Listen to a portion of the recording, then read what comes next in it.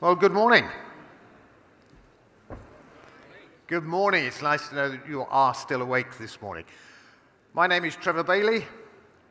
I am the president of the Nautical Institute, and it's my honor and pleasure to represent the Institute here today at our technical conference for 2025 here at the Sea Trade Middle East Maritime Convention. The Nautical Institute, we are very grateful for the support of our sponsors and to Sea Trade for allowing us the use of this phenomenal stage. What a setup we have here. I think we need a conference just on how do we get the technology to work. But it's going to be an exciting day. We're here to look at how we can improve our relationships here in this region, how we can look at developing skills in the region, and how we can look at sustainability, looking to the future, because the Nautical Institute is about empowering the leaders of the future. For those of you that don't know, the Nautical Institute is a worldwide membership body. We have over 14,000 members worldwide. We have 67 branches, and we hope to open more branches in the very near future. We're here to promote the best interests and highest standards of professionalism amongst those on seagoing craft, and to support the whole of the maritime industry through our close network of membership, through the work that we do with our training, through the Nautical Institute Academy. We produce publications, we have a website, and we support as many as we can. If you're not a member, then I would ask, why are you not a member? But you have the opportunity. We have brochures for you, and we have a stand in the corner, and we can be very pleased to sign you up. And somewhere there will be a QR code that will allow you to do that. But today is all about empowering the leaders of tomorrow. It is about what the work of the Institute is and how we can work on a regional basis. And I don't need to carry on and waffle. I can do that at any time. But I'm conscious of the time, and I would like to invite Captain Zarir Irani, the chairman of the Nautical Institute UAE Branch here in Dubai, to say a few words. Thank you, Zarir. Hello all, good morning to you all. My name is Zarir Irani, and I've been having the privilege of leading the branch here. We have a committee that does most of the work. I just come here and represent them. But we are honored that the global AGM has come to Dubai this year. It's off to Canada next. It was in Manila last year. But the headquarters had chosen our branch, and most of the branch committee members are up to the challenge. We delivered the AGM yesterday. It's our technical conference all day today, and tomorrow is our gala dinner. But we at Nautical Institute here in UAE, which is the first branch that was set up almost 22 years ago, and it was the first branch outside the UK. And we are having a very, very good legacy of how our previous committee members have taken this branch forward. We are a very, very self-sufficient branch, a fully registered entity in the UAE, and we have empowered a lot of young professionals. We last year have initiated a small scholarship amount for safety ambassadors at sea. That was very well received from the Sharjah Maritime Academy. We've got representation today, and we've got one of the two who we have selected for 2025. Ms. Wadima is here listening to us.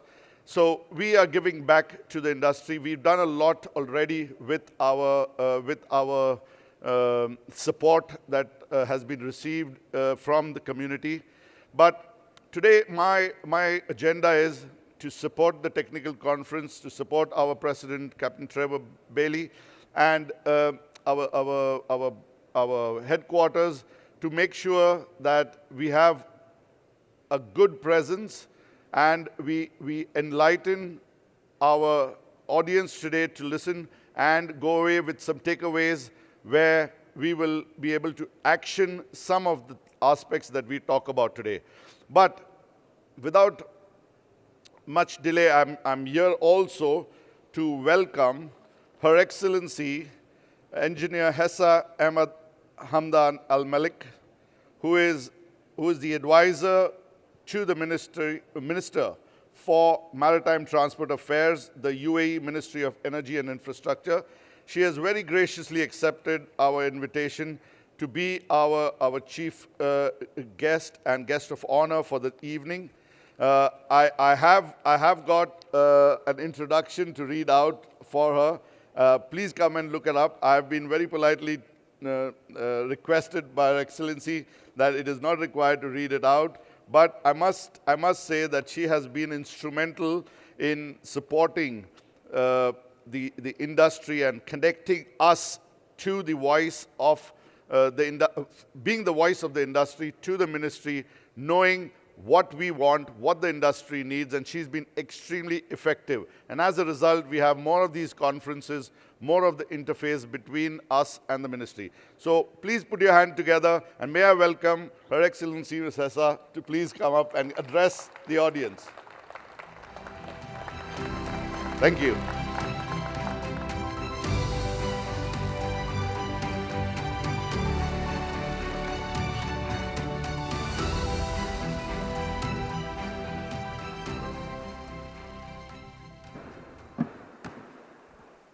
Assalamu alaikum wa rahmatullahi wa barakatuh. Ladies and gentlemen, distinguished guests, and esteemed member of Nautical Institution, good morning. It's both an honor and pleasure to join you today at this important gathering, where tradition meets innovation, and where the future of our maritime sector is being chartered by some of the most committed minds. The UAE's maritime sector is not only growing, it's transforming. And at the heart of this transformation is our people, especially our young cadet and future leader. One of our proudest achievements has been actively promoting gender diversity in seafaring role.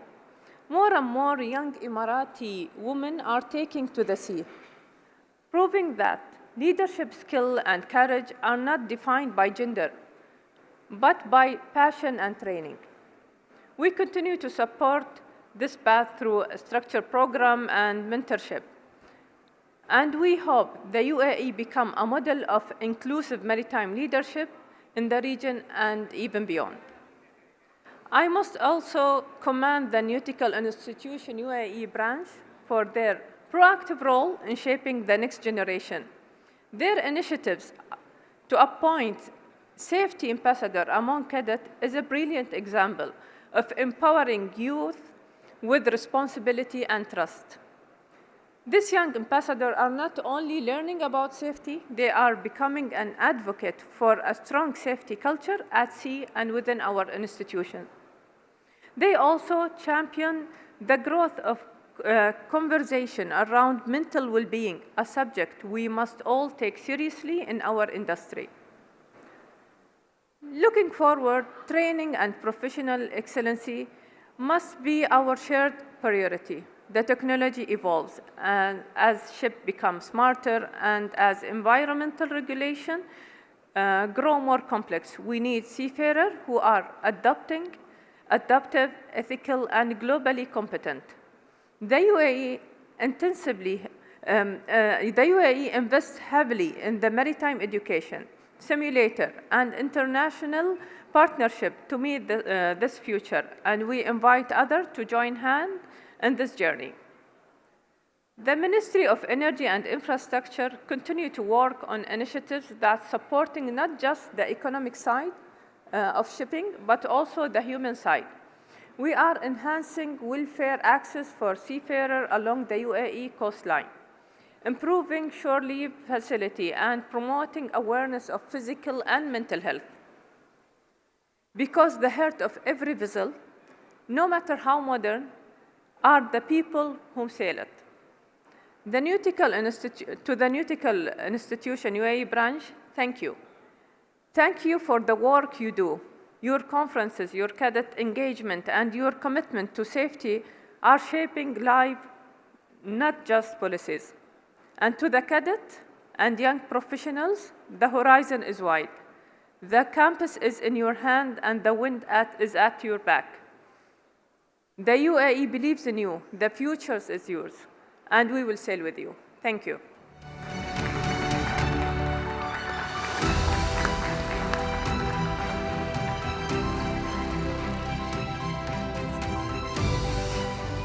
Thank you.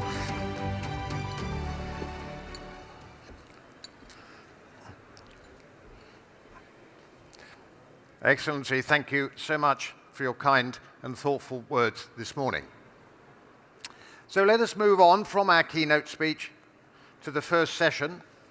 And our first session is entitled UAE, a World of Maritime Skills and Opportunities. It's my honor to be the moderator for this session. And we have a number of cadets and representatives from our local colleges to talk to us, and I would invite all of the panelists to come to the stage. Captain Ahmed Mustafa, Professor Simantek Bhattacharya, Ms. Taif Al-Raisi, Ms. Mariam Essam Al-Sheikh, and Mr. Ibrahim Mohammed Abdul Karim. Please come and join me on the stage. Thank you.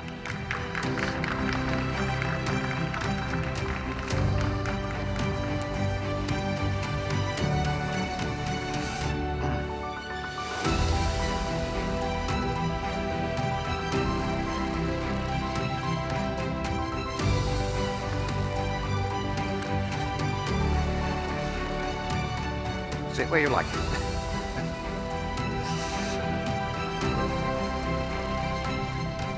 Yes, just sit wherever you like. Okay, good morning. Welcome. Thank you for joining us this morning. We'll start with a couple of keynotes from our leaders here. Captain Ahmed Mustafa is an accomplished master mariner and marine superintendent with over 25 years of experience in the maritime industry. He holds an unlimited Master Mariner Class 1 Certificate of Competency and has a proven track record in ship operations, safety management, regulatory compliance and fleet supervision. He has experience as master and is now a marine superintendent. Captain Ahmed, to you, sir. Morning, Do you wish to come to the podium, or you can... So if you wish to come to the podium, that would be fine. Thank you. Keep the laptop on the podium. Yeah, I think this one. Hi, good morning, everyone. It has been a pleasure being here along with my colleagues and participating in such a great event. On the continuity of the great speeches by my colleagues and Her Highness, so as all of us know, the young generation are the heart of the business, and taking care of them, I mean, this is the main subject. I mean, it's not only for the nautical industry, it's as well even for the countries who like to build a good infrastructure and everything, and the first thing to take care of the young generation. So I will talk on behalf of our company in Bahari. In Bahari, we have they have put a program for the cadets for the trainings. So we are accommodating around 330 cadets per year, providing them with all the trainings of our ships.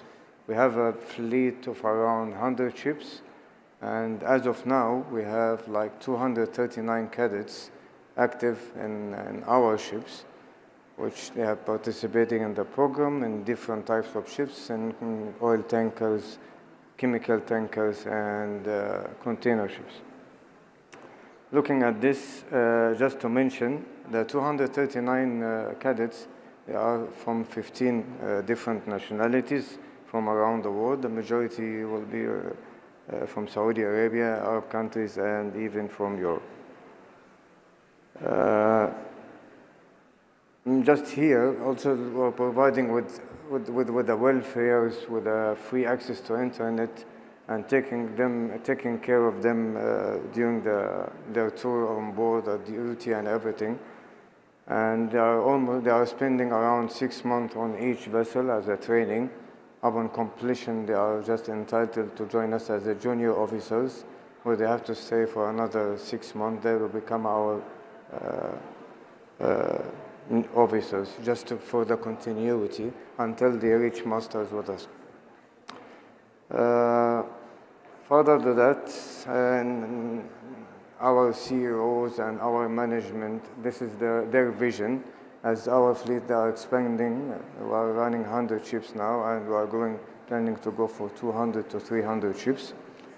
So as my colleagues mentioned, nothing more to add, but taking care of the new generation is the main target of our management nowadays. Thank you so much. Thank you, Captain Ahmed. I will not stand up again to go to the podium. Our next speaker is Professor Shymantak Bhattacharya.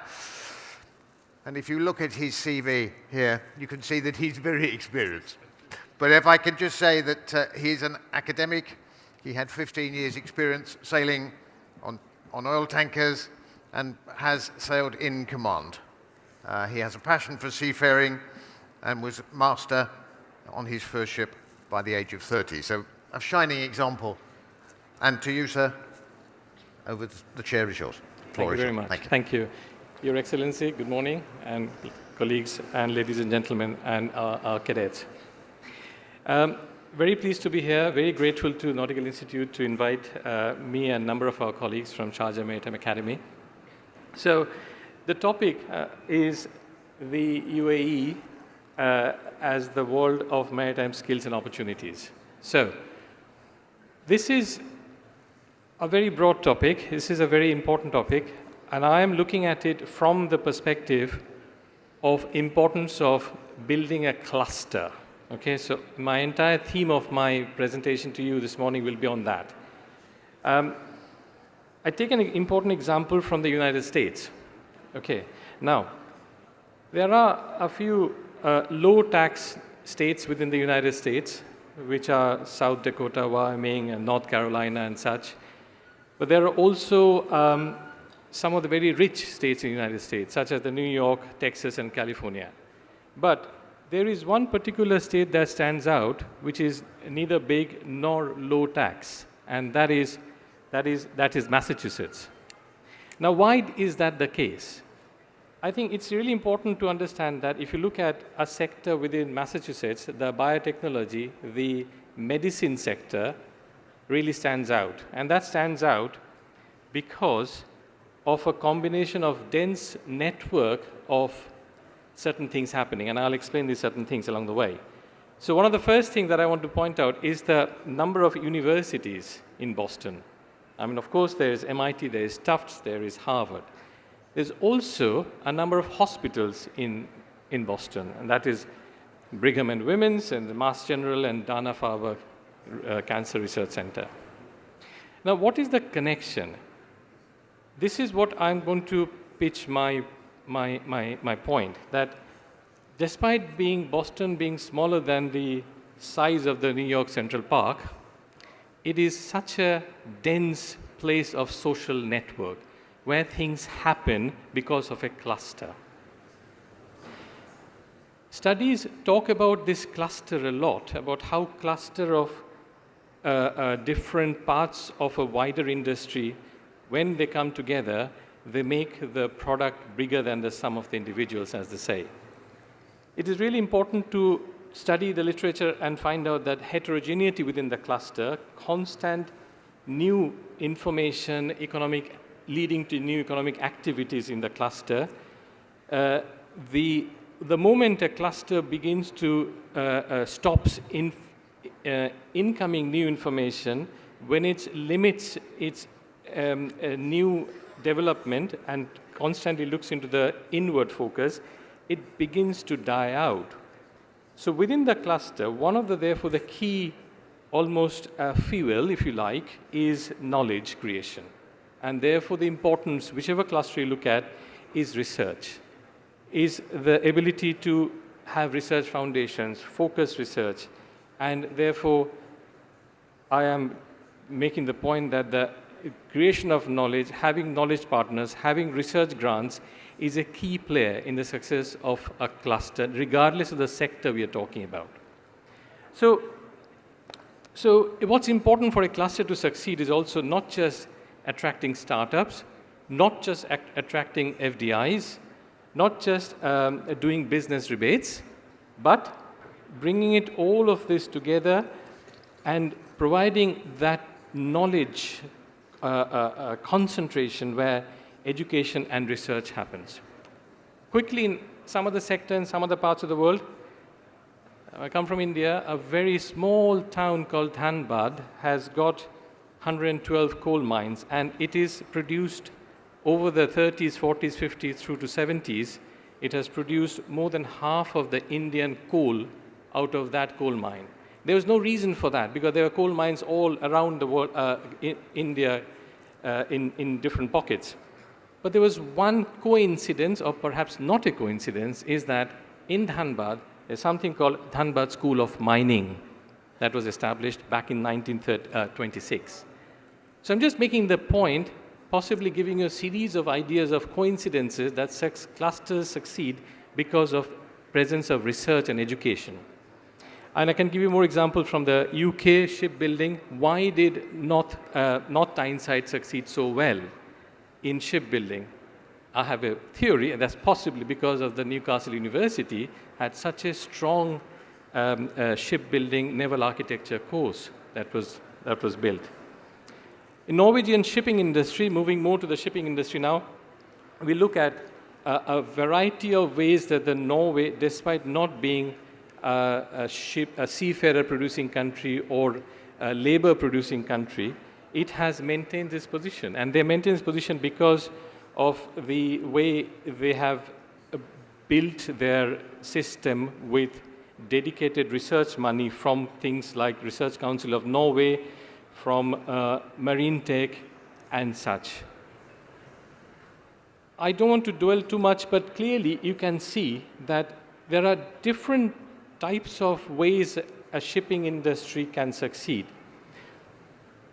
The countries which have succeeded for the longest in over a long period of time were able to move between the different types of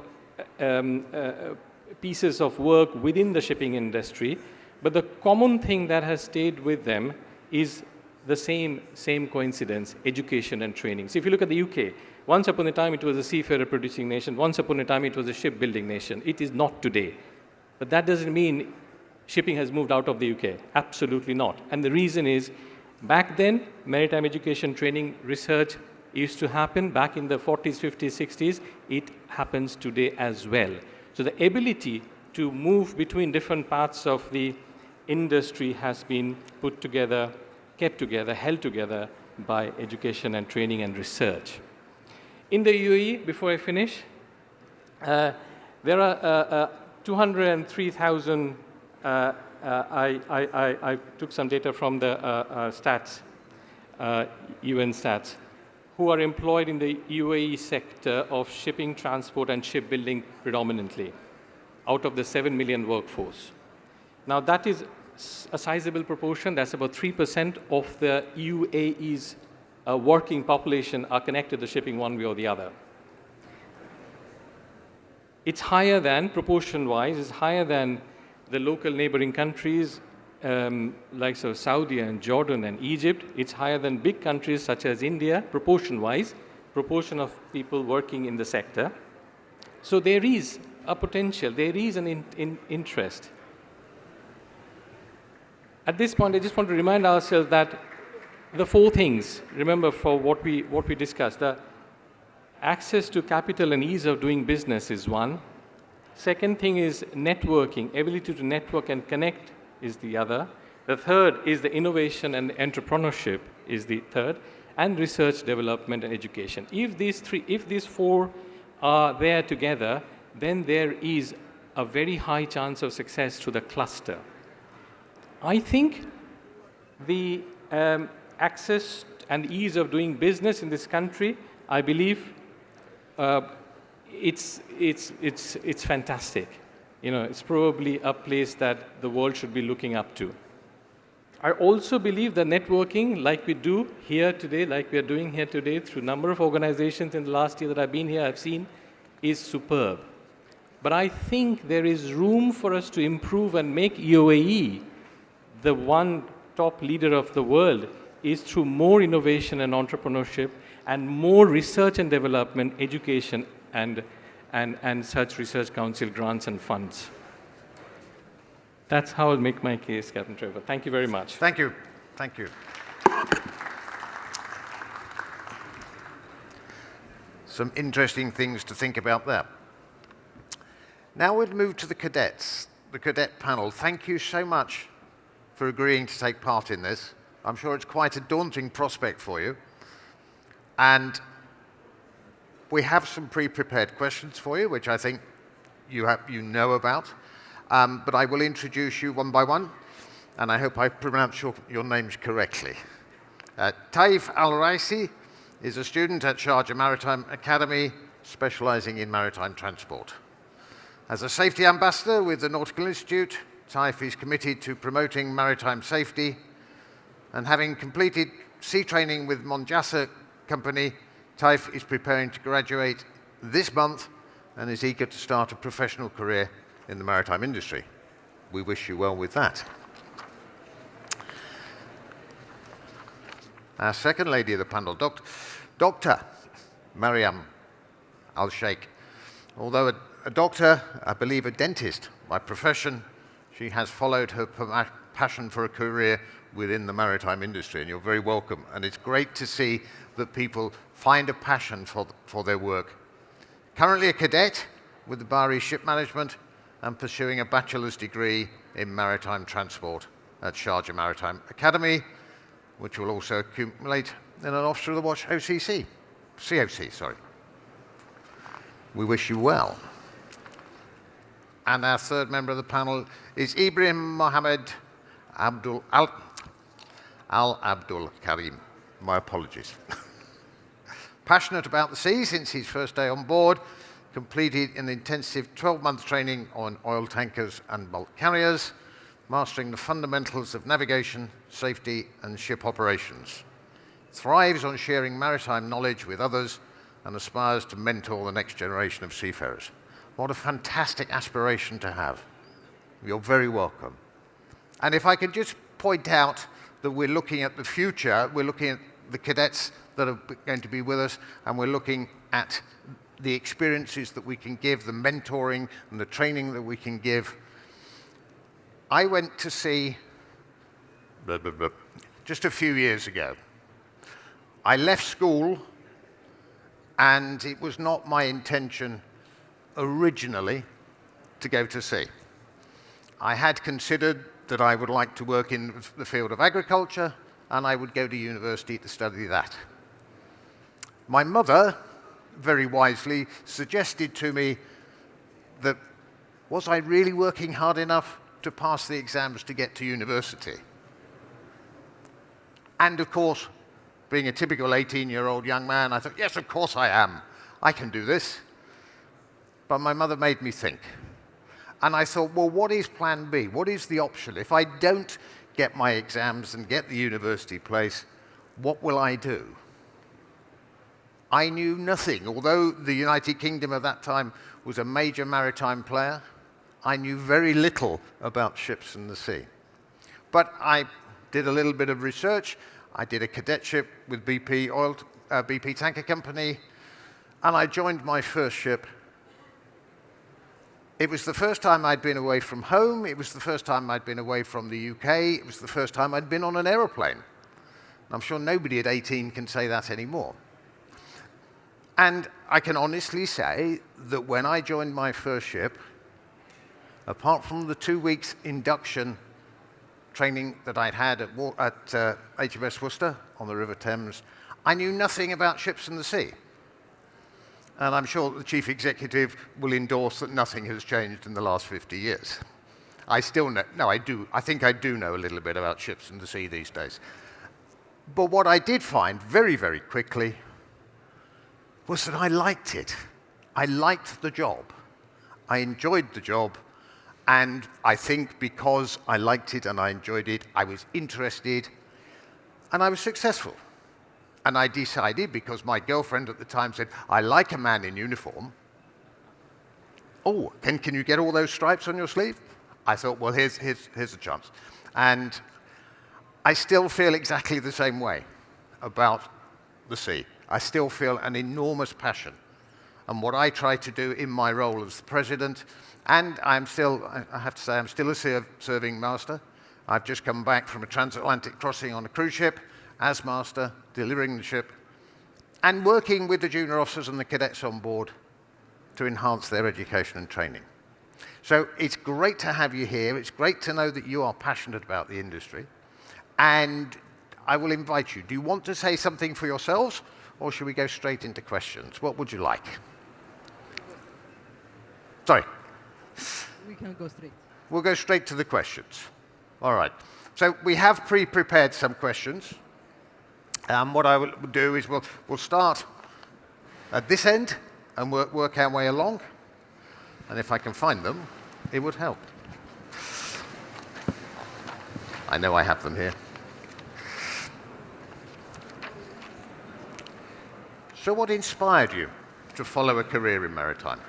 What made you think, I'd like to do this?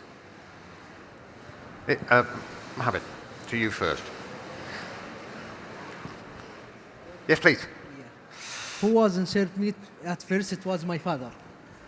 My father is chief engineer, but I fell in love with this major after my first vessel because it was a special feeling for me, and it is a different job from any other work on the shore. That's it. So did you visit the ship with your father? No, I visited alone.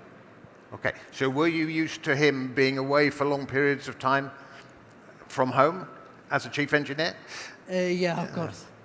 And that still didn't put you off? You still thought you'd like to go and work at sea? Okay. Yeah. Taif. First, good morning. It's an honor to be here among us as leaders and professionals in maritime field. What inspiring me to join a maritime is UAE, my country.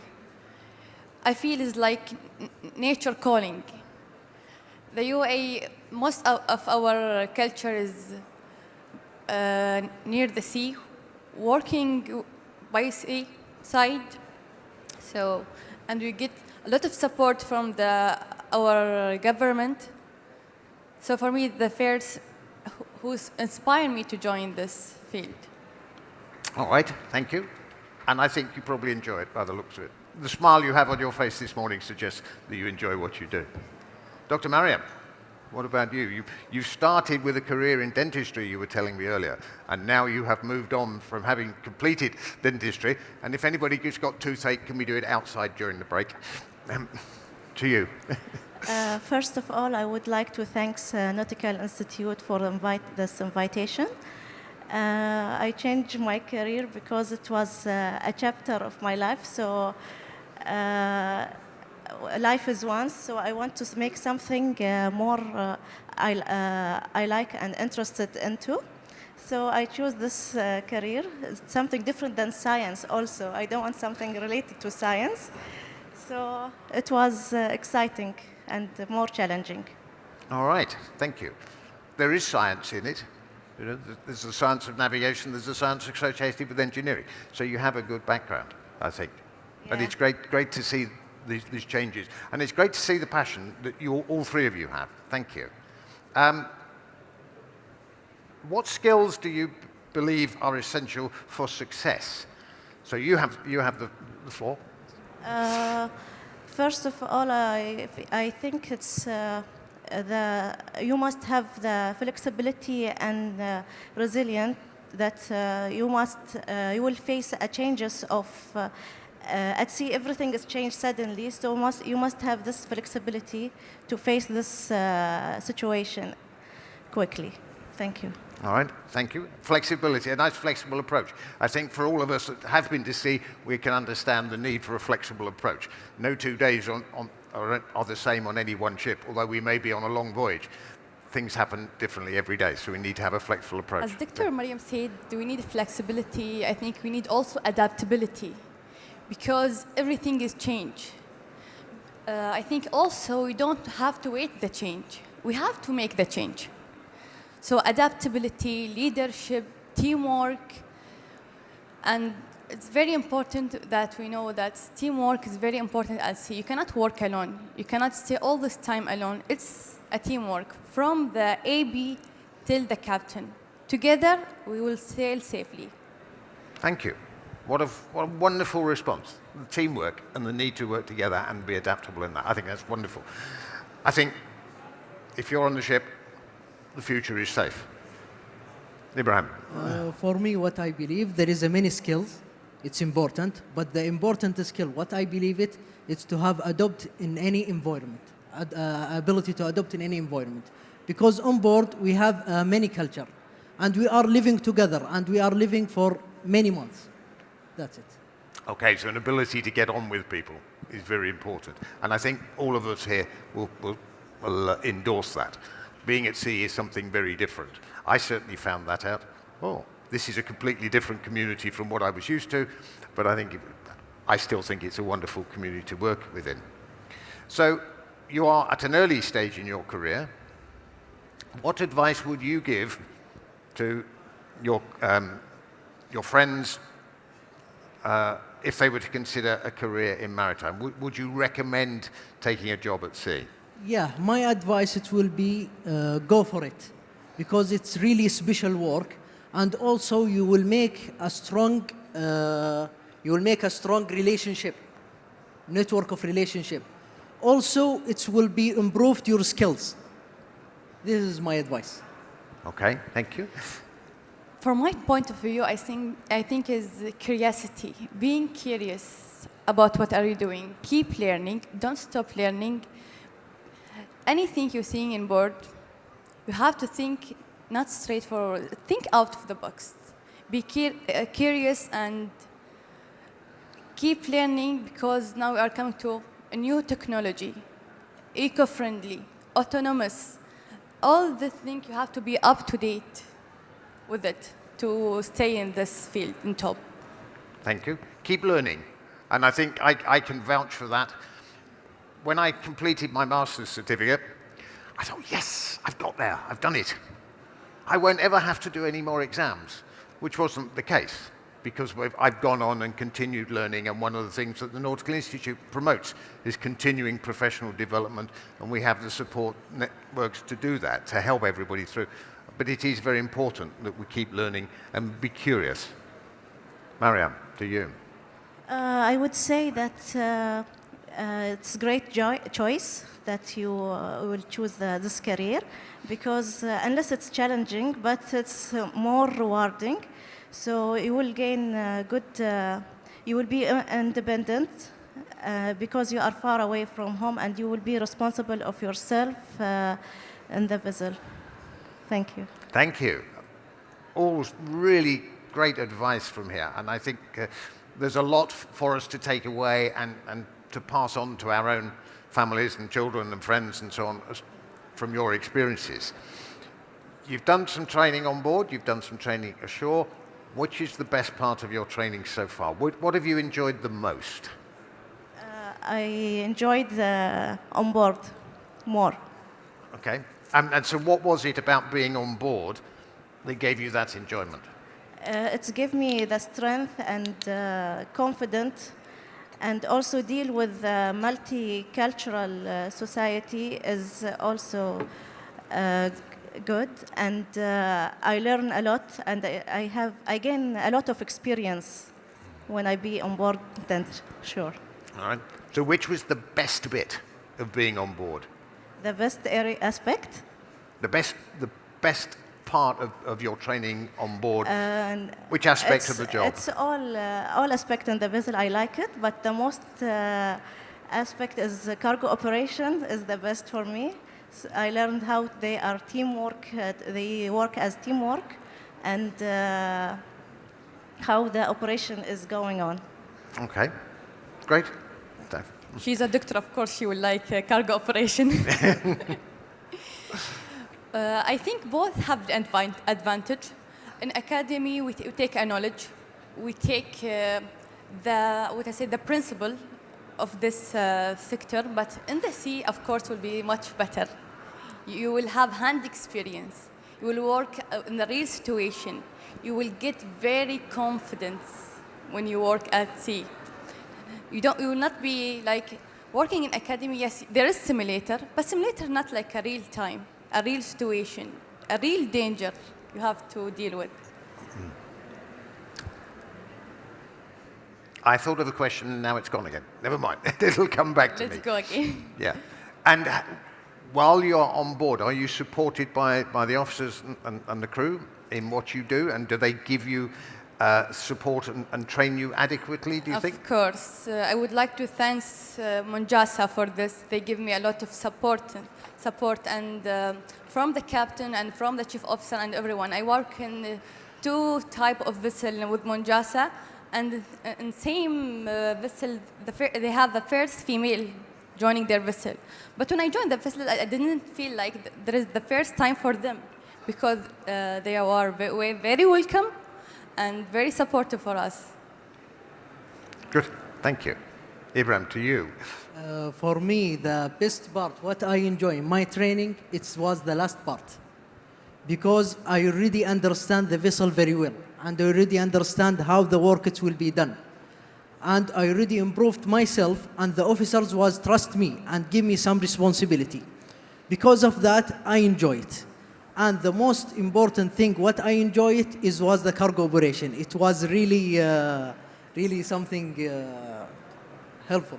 So what was so special about cargo operations? What was the ship, and what was the special element? The ship, it's a bulk carrier, okay. The cargo operation, we are check with the draft during the loading, also discharging. We also check if there is a trim or not. If there is a trim, we tell for the shore to change for the other side, loading for the other side, that's it. So you're understanding the operation of the ship in Yeah. all its aspects? Yes, of course. Okay, Yeah. that's fantastic. Thank you. And from your training so far, do you think there need to be any changes to the training program? For me, if I will choose something to change, I will choose. I already have I already have a cadet on two type of the ship, oil tanker ship and bulk carrier ship. I want to try Ruru ship. Also, I want to try chemical ship. More type to have more experience. This is what I will choose. I think that's a very important point. Yeah. And I think that we have seen changes in cadet training over recent years, and that we do have the opportunity for more varied types of ships. I know, as I said a few minutes ago, I served my time as a deck cadet with BP tankers, and that was all I knew about. When I came to college, I met people who had been on general cargo ships, who'd been on container ships, who'd been on gas carriers, and I thought there is a much wider world out there. And I think it's very, very beneficial to you to have the opportunity to go to different types of ships. And do you have those within the company that you work for? Do you have all those types of ships? Yeah. Our company, Bahri company, they have many type of the ships. Yes, they have a bulk carrier, they have an oil tanker, they have a chemical, they have a Roro, and now they have a container. So there's lots of opportunities for you. Yeah. Okay. Would you change anything, Taif? I was in bulk, not bulk, but bunker part for chemical tanker. We are like a fuel station and see we give bunker for vessel. If I would like to change something, no, I want to add something. I want to try other type of vessel. Because my colleague now in cruise, I want to be in cruise. No, that's great. Good. Dr. Mariam? Actually, I was on board for 10 months in a row, continuously. So my cadetship was perfect training again. But the only thing that I want to change, that I want to extend more on board. I would like to be on board. You'd like to spend more time on board? Yes, more than 10 months. So how much time do you spend in college? Or have you spent in college at this stage? 2 years. 2 years. And Was the opportunity to go on the ship provided to you at the right stage in your training, do you think? Or would you have liked to have gone earlier or later? It was a great stage, perfect stage. Okay. All Yeah. right. Sir, you're in the education field. You're at the academy. Do you think there are changes needed in the cadet training program, or do you think our cadets here today are saying all the right things about the training programs that you provide? Thank you, Trevor. First of all, I didn't know the answers or the questions, anything. They're speaking their mind, so nothing of that sort. But I think we have listened to the cadets. We have also listened to the ship owners, and there are some changes that we have proposed. I am grateful to the Ministry of Energy and Infrastructure to give us a letter of support to that effect, so that we can get the Ministry of Education's approval for a slight change. And the change that we will be bringing in, hopefully with all the permissions and acceptances, are of two folds. One, that we want the opportunity to go on board ships, which is we see as gold dust, we see as a rare opportunity, because we are forever very grateful to the shipping companies like Bahari and others who give our cadets the opportunity to go on their board ships for learning. So we want to grab the opportunities as and when they come, and they come at all times right through the 12-month period. So we are giving more windows of opportunity for them to go on board ship. And the second thing we are taking into consideration is the early sea introduction to sea, so that they don't have to wait for the entire 2 or even 3 years before they can go on board ship. Because we have seen, and there is enough evidence from other colleges and literature that suggests that the earlier the students get introduced to the industry they would be serving, the better they embed that in their training. So keeping these two reasons in mind, the two new things that are going to happen are we are going to teach in 3-term system going forward. So therefore, giving shorter and more condensed periods in college, giving more time to answer to the opportunities that the shipping companies provide us, so that they can go on board ship and train, number one. And number two, we are going to get them on board ships earlier, so that opportunity they can get to embed into the system early.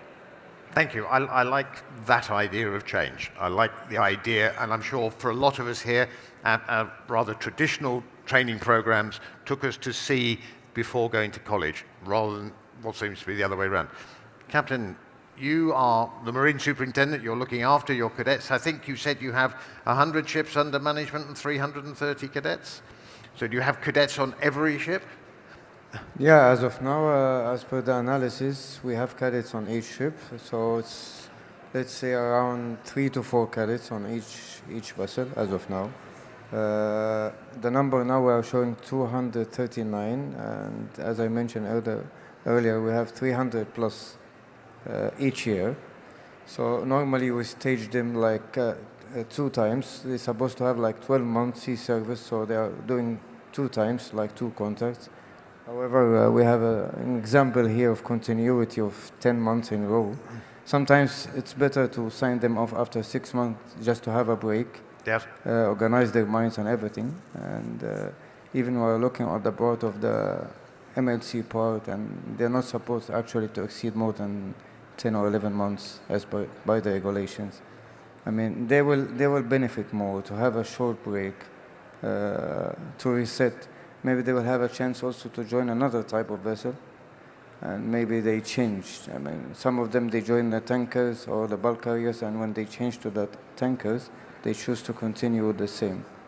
They like it more, they like the way the things are going, and vice versa. Some of the cadets, they joined the tankers. They didn't like being at sea for quite long times without going ashore. Where the bulk carriers or the container ships, they have this chance. And this is from our part. Even this is just Bahri only. You have many companies, even here, major companies in UAE, which they are also accommodating a large number of cadets. But you can see, I mean, the outcome, and then I believe 6 by 6 will be, they will benefit more. All right. Well, thank you. And it's good to know that you encourage them to say which ships they would like to go to, and if they want to change, they can, or if they want to stay, that's also their option. Exactly, yes. Exactly. Thank you. So, you're at that stage of your career. We're about to get to that certificate of competency. We're about to take the watch. What's going to be the most challenging part of that for you? Ibrahim, to you first. The most challenging part on board, it is organizing the time, and also to submit the work on the time. This is the most challenging what I faced. So timekeeping. Yes, of course. Not only timekeeping for yourself, but timekeeping in terms of how you do the job. No? Yeah. Okay. Thank you. The most challenging thing that I think is being a female in the vessel alone between man demonstration.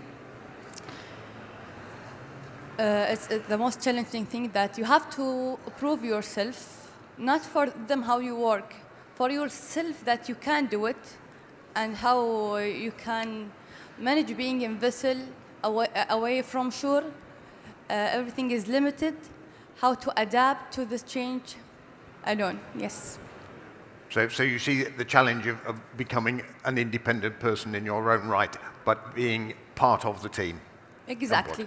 Yes, all right, thank you. Mario. For my side, the most challenging was to keeping up my level at the same as at always, and I raise it up because I stay a long time. So when you are there for a long time, you will slow down or you will not work correctly. But to stay at the same level, it's challenging for me. But I made it. I think we can all sympathize with that view. I think if we're going to spend a long time on board a ship, we know that there are peaks and troughs of how we manage our work. And I'm sure the academics can tell us that there's been lots of research into that. I seem to recall that somebody at some point said that a 4-month trip was about the right length, because you start with initial enthusiasm, and yes, you're there for the first part of the trip, and then you've got months 2 and 3 where you're maintaining that enthusiasm, and then if you start to get tired, well, you've only got a month left to do. Yeah. So would you say that your 10-month period, I know you said you wanted to stay on board longer, but would you have seen it better if you could have broken that up into smaller chunks? No, it's okay. If I will do it again, I will do it if I stay 10 months. Okay. It's never mind for me. You're quite happy to do that length of time? Yes, so sure. So for you, what is the longest time that you would like to do on the ship? I spent the longest period is 6 months on board. But for me, I think is a little bit easier because we was in UAE. We can go to shore, leaving the vessel for a short period. Yeah. Okay, so it depends on the operation of the ship as well, I suppose. If you're on a bulk carrier, and how long, you were telling me earlier on, you came from Argentina to Dammam, I think? Yeah. How long was the passage? The passage, it's 1 month. 1 month? Yeah, from Argentina to Dammam and come back to Dammam to Argentina. Okay. Yeah. And did you have the opportunity to go ashore? Yeah, of course. Yeah. In both ports? Yeah, in both ports. We got shore leave in Argentina, and also I got a shore leave in Dammam. Okay, and is shore leave important to you? Do you Yeah. think it's an important element of the job? Yes, of course. Yeah. Mariam? No, not important. It's not important to you? No. No, you're happy to be on board? Yes. Okay. I cried when I disembark. Okay. For you, Taif? What's the question again? What about shore leave? Have you had opportunity for shore leave? Yes, I have an opportunity for a shore leave. I feel like shore leave is like recharging yourself for being a long time on board again. Yes. Yeah. I think it's If I very get important. the chance, yes, I will take it. Okay. Now, I see that we are having some questions coming up on the screen, And if anybody wishes to ask a question, if you take your phone and go to the Slido app, if you have that, scan the QR code or enter the hashtag code 2432721, and my man at the back, Ericsson, will look after you. Oh, it's my man, John. Okay. The chief executive will look after this. He knows about technology. That's why he's the chief executive and I'm just the president. So we have a question. I think we've sort of covered the first one, but let's go to that because I don't know who asked the question. But what do the panel feel is the best advice to give to the next generation? Now, we talked about, what would you say? What's the best advice that you would give to someone saying, should I go? For someone who will join the same field, I think be strong.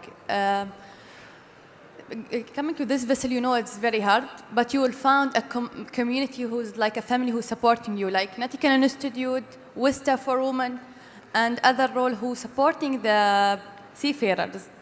Always take the chance. Okay. Remember to have advice, the best advice? The best advice, who's for the who to become for the seafarer or what? It says to the next generation, so I'm guessing that we're looking at the people that are going to follow you into the industry. What's the best advice you would give to them from your experience? My advice, it will be, for me, I see to be a seafarer, it's really good, it is special. Also, there is available jobs because some people, they are graduated from college and they are not finding a job. But to be a seafarer, there is plenty ships and you will find a job. I think that's very sound advice, yes. Always, I've spent my whole career in the maritime industry apart from 1 year. And I changed very quickly after that 1 year to go back to sea. Yes, there was always a job to be had. And my advice to you was, if you think about taking a break, keep your certificates valid, because you never know when you want to come back. Okay, thank you. Mariam, do you have some advice? Yes, it's a great opportunity for women seafarers to enjoy, to be involved in maritime industry. So go ahead for it. Okay. And how many, can we touch on that question? How many other female seafarers do you have on the ships, or are you there on your own? No, there was one, I have one colleague with me on board. She's from UAE. All right, okay. Captain Ahmed. Yeah, as of now we have 6 females, so it's from Saudi Arabia, from UAE, and we had also from Bahrain earlier. So total like it was 11 as of now. But on board now the ships we have 6. 6? Yeah. Okay. And do you feel comfortable being in the minority? Yeah, it was okay, nothing. They treat us as sisters. And so you have been treated as equals? Because we know in some companies that is not the case, but it's encouraging to hear that. Thank you. Professor, would you speak about how SMA, Sharjah Maritime Academy, is preparing the future leaders for the digital transformation? So I go back to my point about research, and I think what we are realizing with the change of the curriculum is there is the need for, we speak about a lot in terms of how we are having to engage with the change in the technology all the time, and also the other thing is the change in particular the fuel technology for more sustainability. So these are the topics we are embedding in the curriculum change, as I reflected earlier in my question, in the previous question, so that there are opportunities for us to embed these topics within all subject areas, not just as a standalone subject separately. So we are engaging more researchers also in this field as we grow as an academy.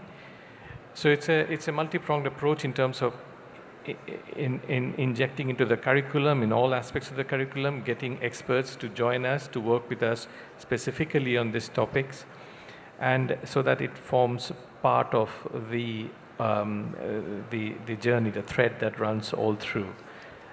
So I'm hoping this curriculum will be up and ready from September this year, and you will see the difference how, amongst other things, the digital embedding digital technology within all our bachelor's programs are evident. All right, thank you. I think digital transformation is taking over the world everywhere, and it is something that we as the Nautical Institute are very interested in because, as I said earlier on, we want to promote the highest standards, and we are engaged in the discussions about STCW and the changes that are taking place there. So if I can come back to the cadets for a moment, do you feel that there is anything in STCW training that you have to follow that is not worthy, that is not relevant, should I say, to today's operations? Ibrahim? For me, no, I don't think. I don't think there is something we are not should be followed. Everything we should be followed there. Okay. Yeah. I think in STCW, as the rule is they put it on it, of course they study before they put it. So of course it's necessary. We cannot ignore it. Sorry, say that again, please. I mean, what they put in the STCW, the training we take, is of course necessary because before they put it inside, like mandatory to be take it, they study it for a long period. So I think it's important. We cannot ignore anything. Okay. Mariam? I think STCW make the seafarers familiarized before he joined the vessel, so he must take it. Familiarization with the ship before you join, is that what you're saying? Familiarize of everything, any aspect of ship. Okay, so there is a need for some basic education about how ships operate, how and Yes, so on. as advanced oil tankers certificate. All right, so a bit more information before you go. Captain Ahmed, if we combine digital transformation, changes to training programs, Mariam is saying more possible familiarization, would you consider as a company providing familiarization training, virtual familiarization training to your cadets before they join the ship? I know that some companies have considered this in the past. Yeah, actually we have on place e-learning platform. Even we are providing even for with some of our juniors, even before joining of the vessel, and they have also to pass some certain tests just to assure that they have been, at least they got the minimum familiarization they need before boarding the vessel, especially with the safety. Safety is a paramount for us, so joining a tankers is not an easy job, and we cannot also take them directly from the academies or whatever, just send them on board without giving them at least some of the basics. Okay, thank you. Regarding tanker safety or whatever, this is provided through the e-learning platforms, which we are doing. Yes, thank you. Excellency, thank you. Thank you so much for your contribution. Thank you for your time with us today. It's been a great pleasure to have you here. Thank you.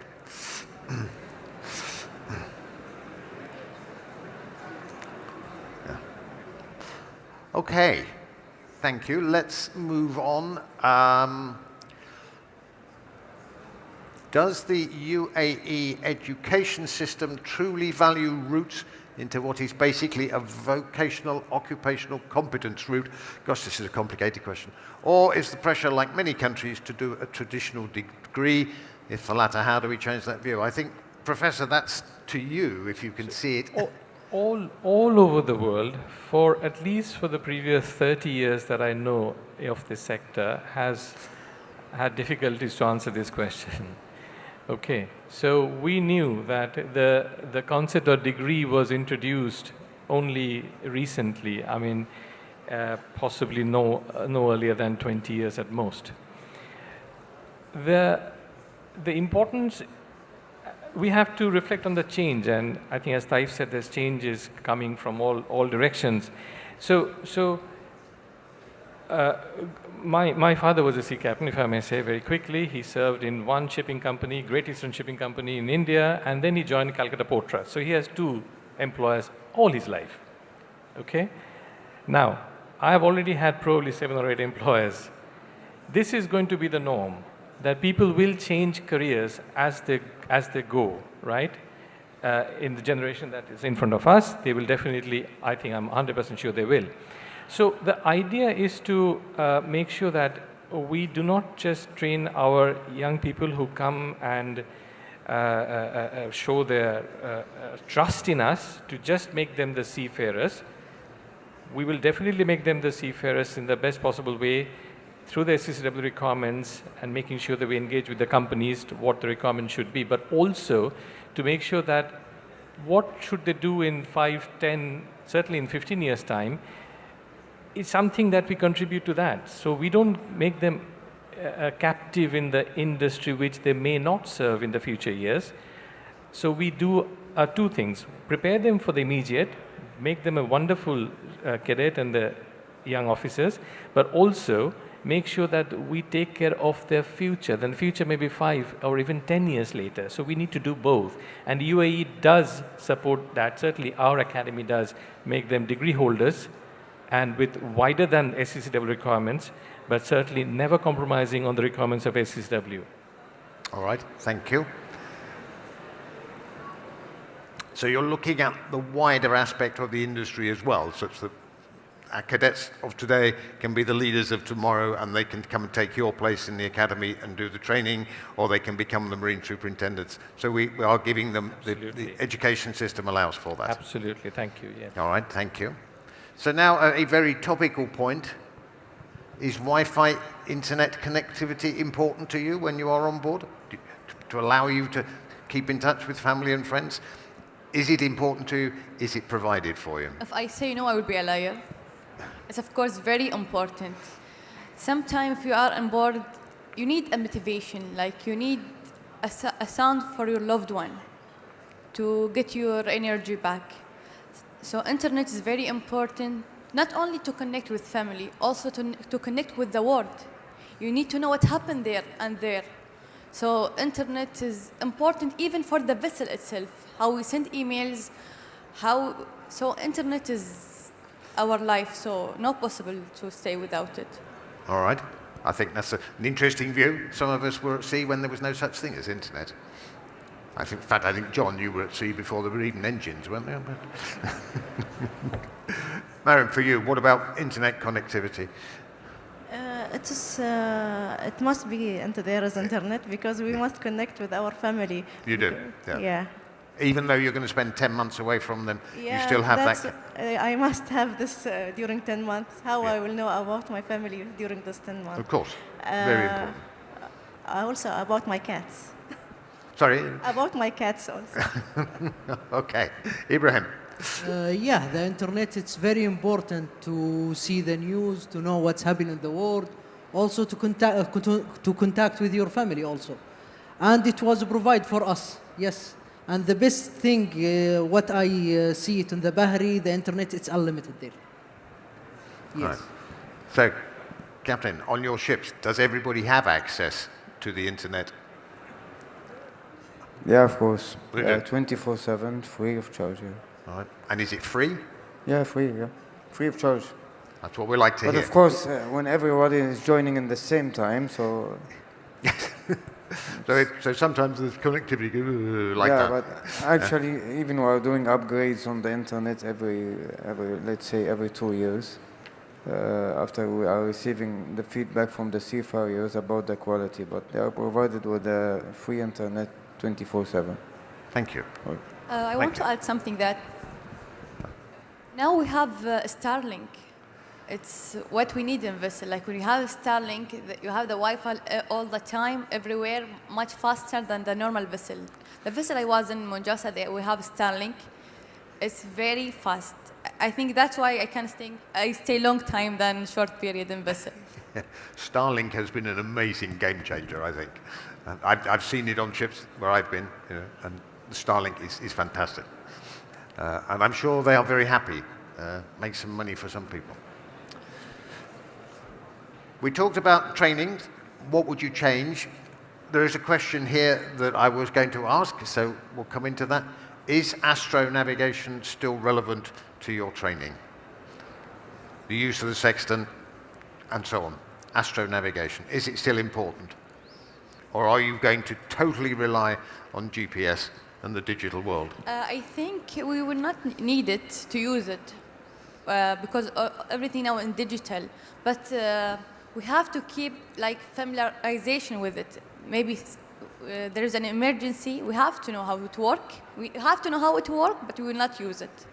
Okay, so you are saying that it is probably still relevant. You ought to have that background knowledge. Is that what you're saying? To be honest, I don't think it's important. Okay, that's one view. Ibrahim, do you have a different view? Yeah, of course. I see it. It's very important because maybe we will have a blackout in the vessel. We want to know where is our position. There is a backup system on board. Yeah, no, we're not going to have a fight. Yeah, but you cannot trust for the electricity. You cannot trust it. Yes, you are right. All right. Well, if you look in Seaways, the Nautical Institute journal for this month, you'll see a picture of me teaching cadets how to use a sextant because I still think it's relevant. Mariam, did you have a view on that? I think we have a backup on board, so no need for celestial navigation. Okay, interesting. Captain, do all your ships carry sextants? Yes, of course, and we are doing inspections and we are verifying this, that all our juniors doing this, so without this, they are not going to the next level. So if a cadet cannot do the same, will not be promoted like a junior or not become an officer. This is basics. So you have to know about it so you can carry on. Yeah, I know about it. I know how to use the sextant. But I mean, we could get into a very heated discussion about astronavigation and the total reliance on satellite navigation, but I think that's a different forum than the one we're looking at here. I'm conscious of time. There is another question, and I think it's a very important question. How do we encourage more young people to go to sea? Now, we've already asked you about what advice would you give people who are considering it. How can we encourage that? How can we get more people interested? How did I know you had the interest because your father was a seafarer? Do we all have family connections, or is it that we knew about it? No, I don't have family connection on this field. I am the only one and the first. I think how we let the people join this field by telling them our experience, our story, and we have, if you join any vessel, you should have a goal. So in this goal, you should know that if there is someone who will support you or not. If there is a support, like I joined this vessel because I believe in my country, I believe that I will find a highly support.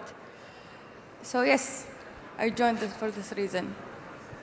So would you use that as a factor in encouraging somebody who came to you and said, should I do this? Should I go to sea? Actually, a lot they joined SMA because I was always tell them my experience. I sharing my experience in social media. Also, one time, I can tell you this, I post something about Munjas in my social media, and the next day they get 70 CV they receive. They want to apply for the job. So you're doing the right thing. So we're putting stuff on social media to say what is a good job. Yes, because I think the social media now is our life. No one sees the news as much they see the social media. Okay. Do you have a view, Mariam? I think to make more conference to attract or more panelists to attract young people and show them how is life at sea. That's my idea. So how would you encourage young people to attend a forum like this? What would be a sort of a key point to get them here? Support them and mentor them and encourage them, and motivate them also. Okay. How it's excited the sea is. Yeah, I get the excitement from all three of you. I think it's fantastic. I love it. What would you say, Ibrahim? Because you said if I remember correctly, you'll always have a job. Do you think that would be a good factor to pass on to people thinking about going to sea? Yes, that's what I will be saying. Oh. Yes. The companies can share, there is available jobs for the young people. You can study this maritime industry and you will be find a job. All right. So is there a role for the shipping companies to encourage people? Do you have enough people applying for jobs, Captain? Actually, we have a shortage. We're looking for people. After, with the expansion happening nowadays, even with all these numbers of cadets, which after 1 year the cycle will go like a juniors or whatever, we're still facing the problem of finding people, especially when it comes to the experienced people. Even for the new generation, as I mentioned, we have 330 slots available for the cadets. As of now, we have 239 only taken. So is there a role for the shipping company and for the education establishments to broaden the knowledge? The question earlier was, does the UAE education system work? Is there something that could go into the education system to, if you like, advertise opportunities for going to sea, make people more aware? I think, yes, there is more. We can still do more. I think the global requirement for seafarers are evolving with time. Gone are the days where you joined at the age of 16 and you almost became from a boy to a man on a ship. I think people are much more aware of the general standard of living, general ability to communicate and have a say in your career development is much more today than how it was 30, 40 years ago. So you've got to be mindful of that.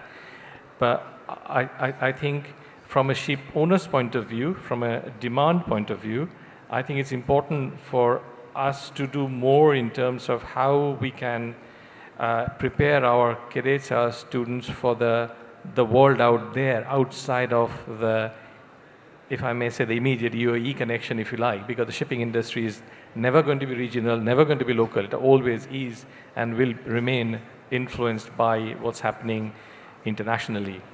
Okay, thank you. So if I can wrap this up, because I'm very conscious of time, and it's me and the cadets standing between, well, I'm standing there sitting between you and lunch, but I have one further question for each of you. Is this a lifelong choice for your career? Do you see yourself staying involved in the maritime industry throughout your working career? For me, I see myself, I put my plan that first day on board. I want to be a captain. After to be a captain, maybe I will go to the office, work as a superintendent or something like this. Good, thank you. For you? I see myself in the right place. I never feel regret to join this maritime field because I see a lot of opportunity we can catch up on. And we get a lot of support from SMA and from our government.